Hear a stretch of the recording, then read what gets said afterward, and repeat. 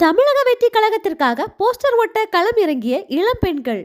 தமிழ்நாட்டில் நடைபெற்று வரும் சமூக பிரச்சனைகளுக்கு எதிராக தமிழக வெற்றி கழகம் தொடர்ந்து குரல் கொடுத்து கொண்டே வருகிறது.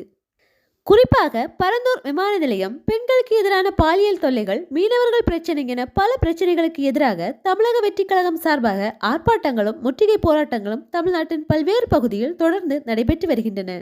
இந்நிலையில் அடுத்த கட்டமாக அனல் மின் நிலைய ஒப்பந்த ஊழியர்களுக்காக களம் இறங்குகிறது தமிழக வெற்றி கழகம்.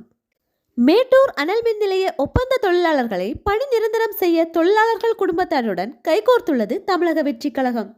அனல் மின் நிலைய ஊழியர்களுக்காக தமிழக வெற்றி கழகம் சார்பில் மாபெரும் உண்ணாவிரத போராட்டமானது இன்று காலை 11 மணி அளவில் கோட்டை மைதானத்தில் வைத்து நடைபெற உள்ளது.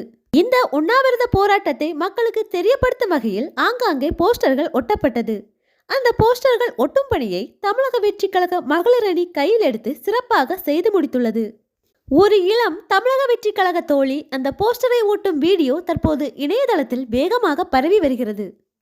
எந்த முன்னணி கட்சியிலும் இளம்பெண்கள் போஸ்டர் ஒட்டி பார்த்ததில்லை, தமிழக வெற்றி கழகத்தில் தான் இதையெல்லாம் பார்க்க முடிகிறது என்று இந்த வீடியோவிற்கு கமெண்ட் செய்து வருகின்றனர். தமிழக வெற்றி கழகத்தின் பலமே இளைஞர்கள்தான். இளைஞர்களும் அவரவர் பணியை சிறப்புடன் செய்து வருகின்றனர்.